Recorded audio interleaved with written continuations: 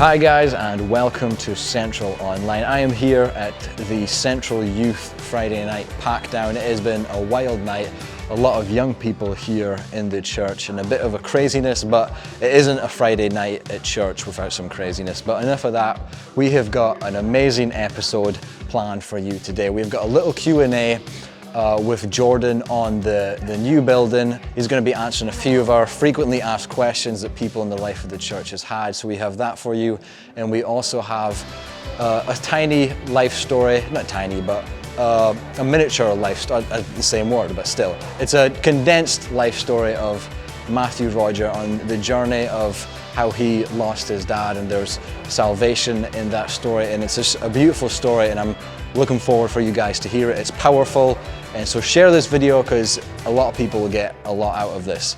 And I'm just going to hand over to those guys straight away because you don't want to miss any of this. I'll see you back at the end of service. Is there going to be a swimming pool in the new church?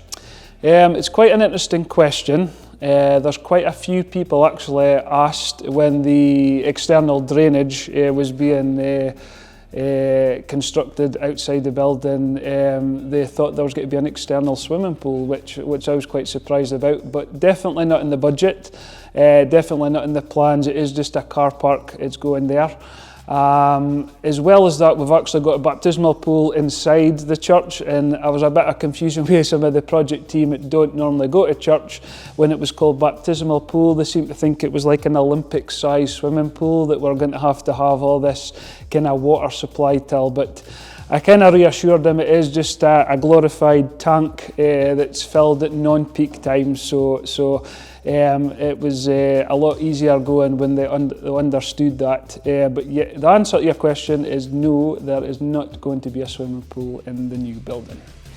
Is it true Ben has ordered a jacuzzi for his office? Well, we've had to deal with quite a lot of pastoral requests during this project, and we haven't really been able to satisfy them all with the budget, obviously. Lisa's already got the jacuzzi request in, and she's also got like quite a nice treadmill at the corner of our office as well.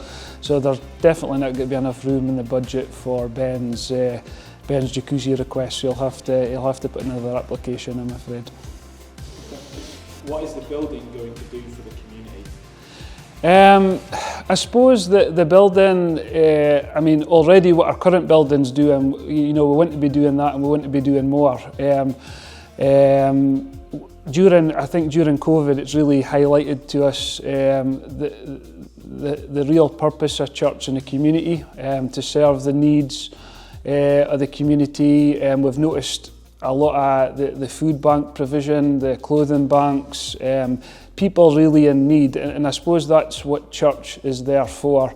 So as well as all our normal kind of services that we're on, our normal ministries that we're on, we really want the church to be a hub for the community and being able to service the needs of the community and those that are deprived and those that are just looking for help. I like the saying when it says churches are not museums for perfect people, they're lifeboats, and I think that lifeboat element really rings true with me. When I look at the building, the building's just the building. We as a people are the church, and I really view what we've got there as a lifeboat for the community, and that's hopefully what it'll serve in the future. When we speak about having faith that the building will be finished, what does that mean? So I suppose for me, the building project has always very much been a faith project. For God has really been central in it all. That's how it should be. When I spoke last week at the service, I mentioned a wee bit about us as a church having a wee bit of a Red Sea moment. And it comes back to that for me. I mean, we had the Giving Day when the children of Israel it wasn't until they got to the very edge that they saw their miracle happening.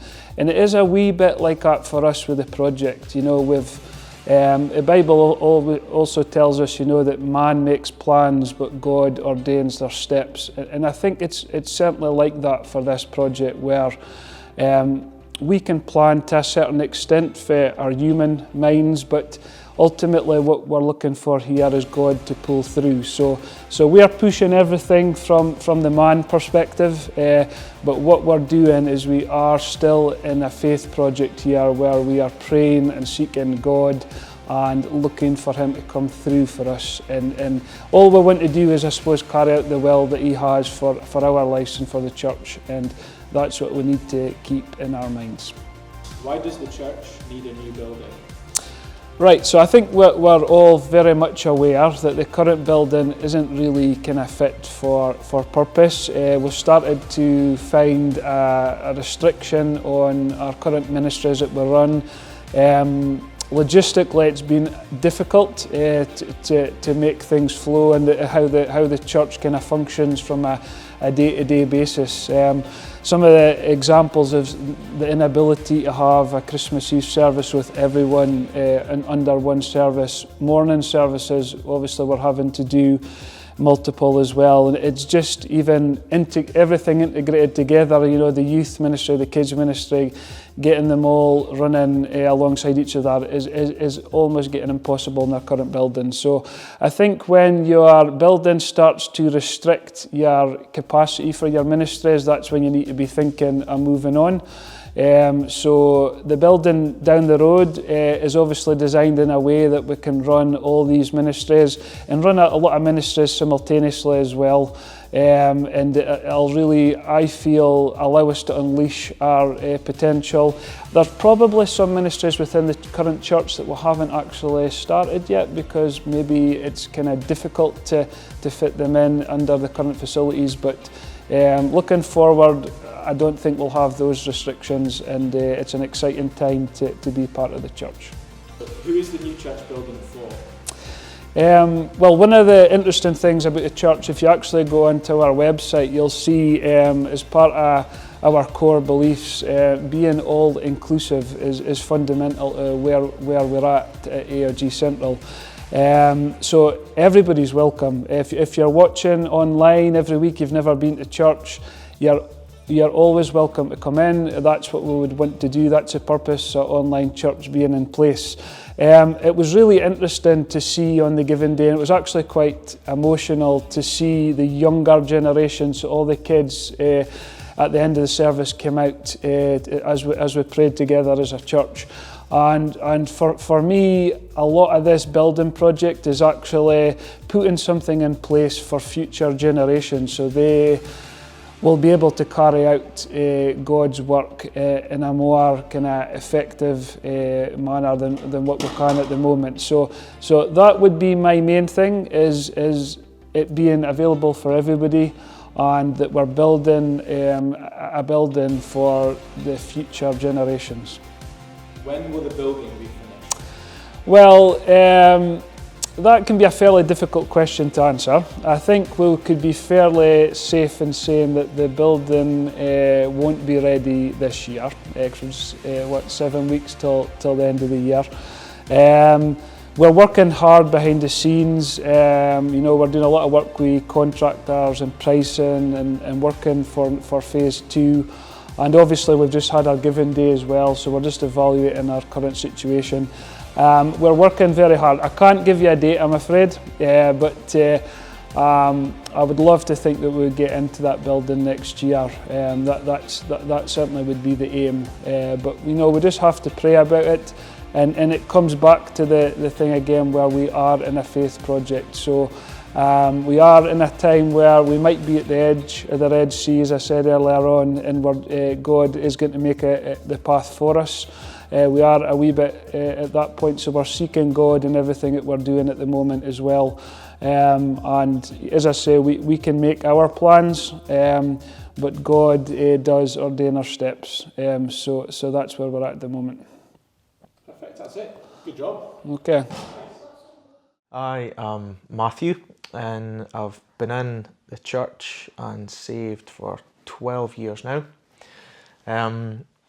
I grew up in a very stable, loving, safe family. My dad, Ron, was a technical teacher at Fraserburgh Academy, and my mum and my sister both work in schools as well. Dad was very much a leader of the family. he could fix anything with his hands. There wasn't a trade that he couldn't do to fix things, and if he couldn't fix things with his hands, he could always fix them with his mind. He was quite intellectual, clever guy. Mum was very much the glue of the family. For anybody that knows my mum, yeah, I think it's probably impossible not to like her. I think now, as I'm older, looking back, I realise how significant it was us sitting down together as a family unit every evening at the dinner table and sharing about our day together. We would squabble, we would like every family and have our fights, but there was always a real closeness and a unity there, and I always knew that I was in a loving, stable family.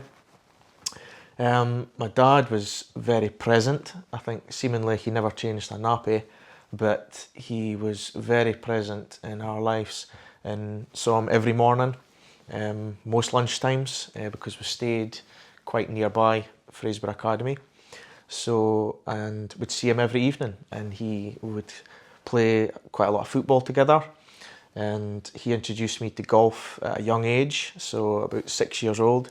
So we spent hundreds, if not thousands of hours together on a golf course, and he used to do funny things like he used to set a timer and see how quickly I could pick up hundreds of his golf balls whilst walking the dog, and he would pay me with about 3 wine gums.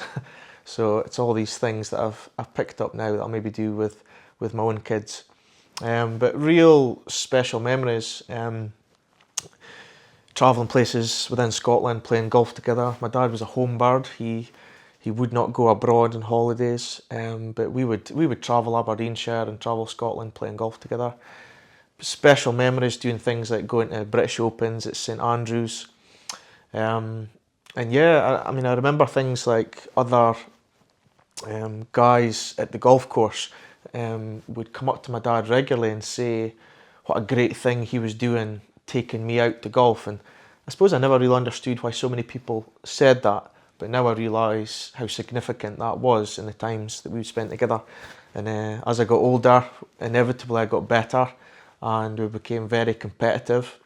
So we would fight and squabble, but as I got older we probably became great friends, maybe even best friends really. Dad was always in great health, very healthy, never had any medical conditions, no medication. And then in one summer holidays, he had one day where he had a really sore groin area and he had a sleepless night. So off the back of that, coupled with getting up to the toilet quite a lot during the night, that was the only signs that there was. He went to the GP, got some blood tests, and that was the first day he went. That evening, I think my sister either would have been at university or teaching in Aberdeen. And he came home from the GP and we're sitting at a dinner table, my dad, my mum and myself, and he said he thought something was wrong, something was drastically wrong. But we just kind of put it aside and calmed him down and said, you know, don't over-exaggerate. But he was right. So he got the next set of tests and yeah, I remember going along and hearing the horrible news of the big C word that instills fear. So we're told that he had advanced prostate cancer. From there, I mean, Dad never had any belief system. His integrity and his morals were impeccable. But he was happy for me to go to church. He liked that it kind of stabilised me. It meant that he didn't have to worry about me going out partying and all the things that come with that.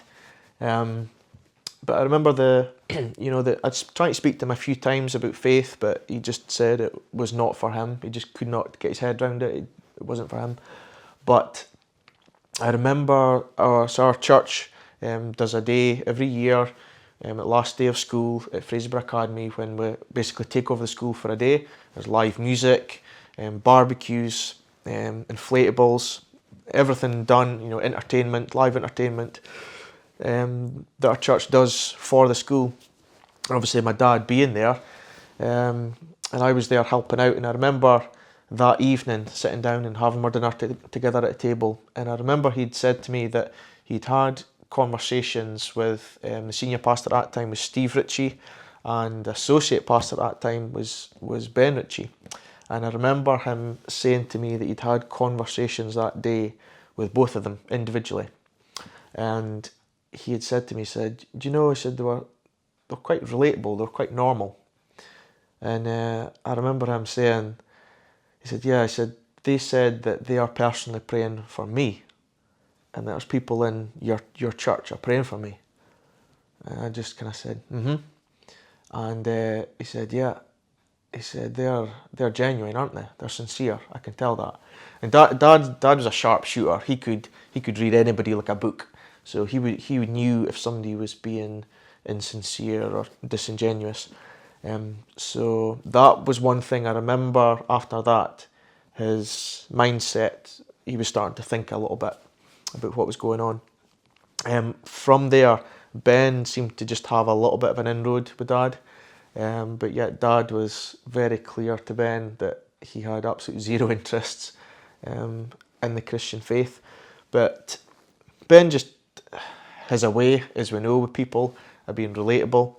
And I remember the first time that Ben kind of was to come round to the house and was going to see Dad, and Dad wanted me there. I think he's probably anticipating in case Ben got too kind of spiritual about things.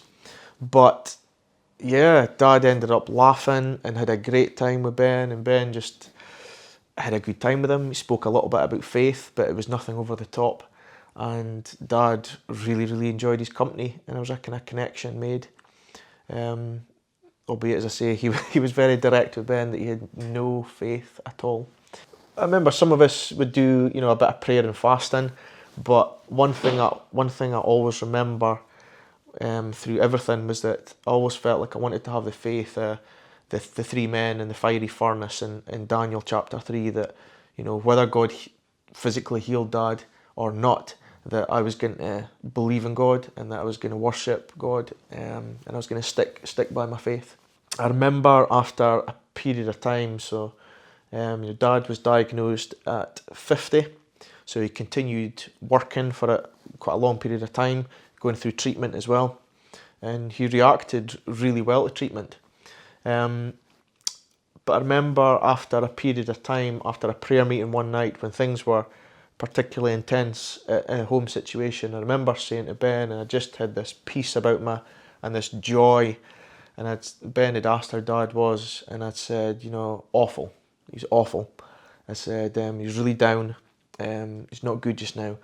But I'd said, I now know 100% that he's going to be saved. And it wasn't just like, I'm confident he's going to be saved. It was I know. I just had this complete peace about me. And years later, I now know that Ben was a little bit worried for me in case it didn't happen. But I knew from that day on that he was going to be saved. I just had a kind of peace about it. I remember, this maybe sounds a little bit strange, but so Phyllis and John Watt in church. John was a teacher at Fraserburgh Academy with my dad. My dad always said how great John was at work. John really was a friend to my dad at work. They would sit together and have their coffee and their breaks together.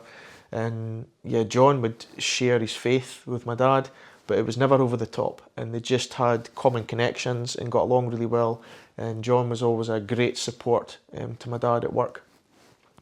But I remember Phyllis Watt having a conversation with her, and she had said to me, she said, it might sound a bit unusual, she said, but every time you have physical contact with your dad, pray for him, whether he knows it or not. And it felt significant at the time, so we're quite a tactile, huggy family anyway, so it was quite easy. So every time I would give my dad a pat on the shoulder, or every time I would give him a cuddle, I would just silently pray. I suppose it was kind of strange that after a while, this is well before, him kind of opening up, but he would then ask me to pray for him, because he said that And then from there, it was quite interesting. He said that he always felt better. He felt that he would feel physically better, and that he just felt more positive after I had prayed with him. And I think he knew it was nothing like, Ben reminded him of this years later, but my dad had said to Ben a couple of times, he said, "Oh, I think Matthew's got healing hands." But I think he realised that it wasn't me. He didn't believe that yet. He didn't know that yet, but it was nothing that I was doing. Do you think your dad asked you to pray because he thought you were praying already, or what do you think was the change? He knew I was praying already. He knew that, and he knew other people were. But him actually asking me to pray out loud, to hug him, and to pray out loud, I don't know, there was a closeness between us, but at the same time, I was still staying at home at the time, so Dad saw all my failings as well. But I suppose it must have been a gradual step by step of him opening up a little bit. But sometimes he would open up for a little while and then he'd close right back down again. You'd think he got 10 steps forward and 20 steps back. I remember one night being at home and getting a phone call from Sam. And he said, "Are you free? Can I come and pick you up?" I was like, yeah, it seemed kind of random. So he came and picked me up, and he just felt that night, he felt led that we needed to go on a drive and we needed to play worship music and we needed to pray, but like a prayer, what's the phrase? But just really kind of go have a bit of spiritual warfare for my dad, for him to be saved. So we did, and I cannot deny it that after that, there was just things seemed to happen, just step by step. Dad just seemed to open up more to things and there just seemed to be a softening within his heart. His heart was very hard and cold against it. He never wanted to be influenced by medication. He never wanted to be influenced by his feelings as well. And I was kind of like that when I came to faith as well. I didn't want to be influenced by people around about me. I didn't want to be influenced by feelings. I wanted to know the facts myself. I wanted to know the truth for myself. From there, Mum had attended another church for many, many years, but she would then be at home a lot, helping Dad. And he never wanted Mum to leave his side. He always wanted Mum nearby, and sometimes I'd feel a bit sorry for her because I suppose any type of independence that she might have had to, go away sometimes with my sister and things. My dad always wanted to be there. He just always wanted my mum to be next to him. And on the 17th of March 2015, Mum got saved and had started attending our church, which was amazing. But that still didn't influence Dad hugely. It didn't make him want to start coming to church. He just kind of looked at it as, well, your mum lives as a Christian anyway, and it's kind of a tick box thing. I remember even at one point when he was struggling physically, we always wanted him to ask for leadership to come and pray for him. And I remember being in Mum and Dad's house, and I was Ben, I was Danny Murphy, I was Victor West, and myself and my mum. And Dad, he asked for them to come and pray, and he took a chair, put it in the middle of the room, and he even put his hands out to receive prayer. And we all laid hands on him, got round about him and prayed. But yet after that, he still did not believe. After that, he just said, it was really nice, but it wasn't for him. And it was really surprising. I felt like it taken ages praying for that to happen. And then the big moment finally came. He really enjoyed it. He really liked it. He really liked Ben. He really liked Danny. He really liked Victor. He liked how relatable they were. He liked how much fun that they could have and how normal they were. But at the same time, no. He felt something. He said he felt a presence, but nothing more. In fact, he was almost like he decided for then on, well, I've tried it now. I can say I've tried it, and it's not for me. But in October, on the 13th of October 2015, so the same year that Mum got saved, Dad contacted me. He phoned me up one night and he asked what I was doing the next night, on the Tuesday night. And I'd said, well, just the prayer meeting is normal, but no great plans. And he said, oh, well, you know, it's okay, it's just because your mum was out. I was just wondering if you would... And I said, I kind of pushed him. I said, so what is it? What is it? What would you want to see me? Or you want to do something?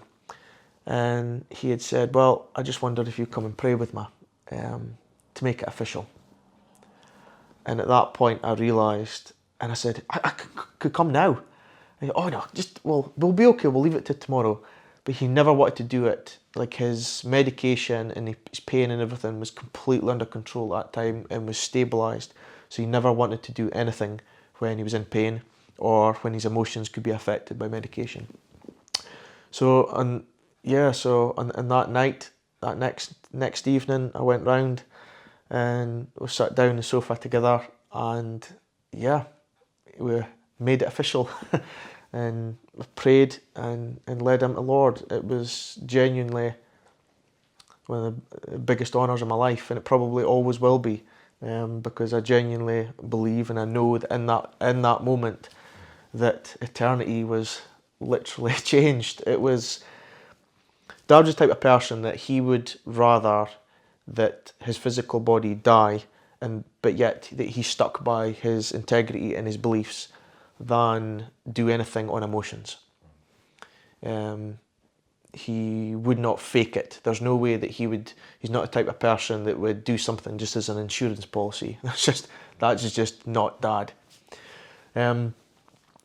From there, he had great intentions of coming to church. In fact, I forgot that night, I got the selfie stick out and took a selfie of us with our glasses of... Dad wanted red Schlur. So he got the fancy champagne glasses out and we enjoyed a glass of red Schlur together. And yeah, he'd said to get a photo of it. He loved photography and he's quite creative. So anyway, I got the selfie stick out and took a little selfie of it with my dad, me and the dog in the middle. And yeah, I'll forever cherish that moment and that photo.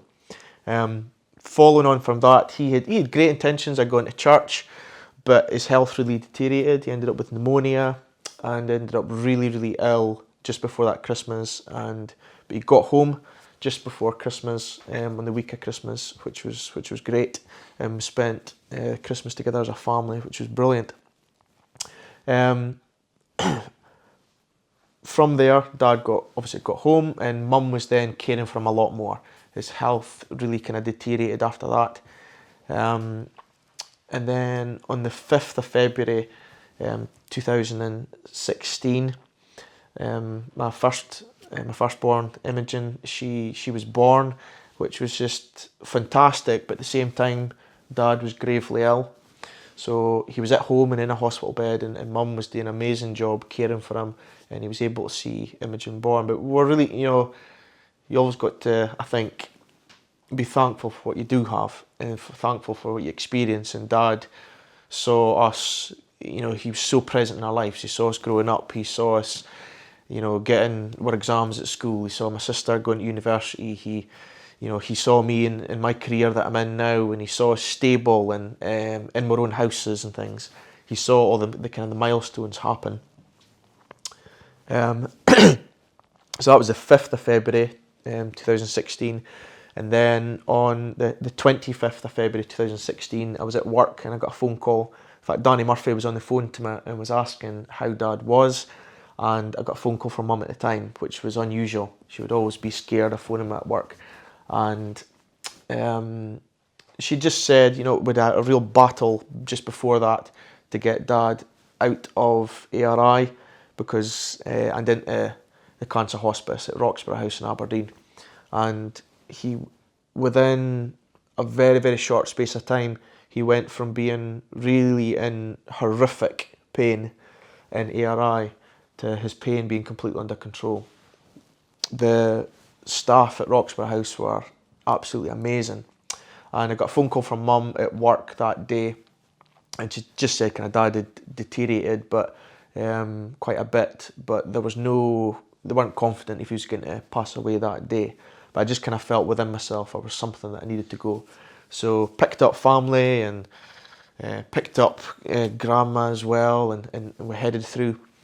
And Danny and Ben, that day, there was a number of people in the church and connected to the church were in hospital in Aberdeen, so they were both they had intentions anyway that evening of going into hospital. They were going to split up and they were going to go around and see different people in hospital. So I gave them a call, and they had started to make their way, but there was various traffic issues and things. And I remember getting into Roxburgh House and all the alarms were going off, and I thought, what's the chances that this is Dad going just now? And when I got to the room, Mum and my sister's there, and they're saying, come in. And they said, this is it, he's going, you're here just in time. And he looked like he was passing away. And, I was fine with that, as long as he wasn't suffering. I knew within myself that he was, where his eternity was going to be. But he rallied, and the nurse that was there was very experienced, and she said, this often happens. So I'm thinking, well, if this nurse is seeing people in their dying moments every day, she'll be right enough. So we were speaking in the room at the time, and I didn't ever think that Dad was aware of what was anything that was being said, but we're obviously speaking about my brother-in-law making his way there, and that Ben was making his way there too. He was going to be arriving there probably just a short time before Danny. And Ben arrived, calm as ever, and that very morning, Monica Jack had been reading her Bible, and she'd gotten a word from Job that she believed was for my dad that day. And if I read it out, it's Job chapter 19, verses 25 to 27. It says, I know that my Redeemer lives, and that in the end he will stand on the earth. And after my skin has been destroyed, yet in my flesh I will see God. I myself will see him with my own eyes. I and not another. How my heart yearns within me. So Ben came in. Dad had already rallied a couple of times again since, and the nurse had thought Dad was going. But as I say, he kept rallying. Ben came in, and Ben read that scripture that Monica had passed him that day from my dad. He then put his Bible away. He read a few verses from memory and said, in Jesus' name, and finished praying. And to my memory, I think it was just seconds after Dad passed away. But even in the seconds and leading up to it, I don't know why, but I just genuinely believed, that Dad could have raised up out of that bed. But when he did pass, it was just what I can only describe as like a wave of peace that came into the room. And it sounds all a bit cringy maybe, but there was French doors in the room, and the winter sun came in, and it was quite warm in the windows, and we just wept.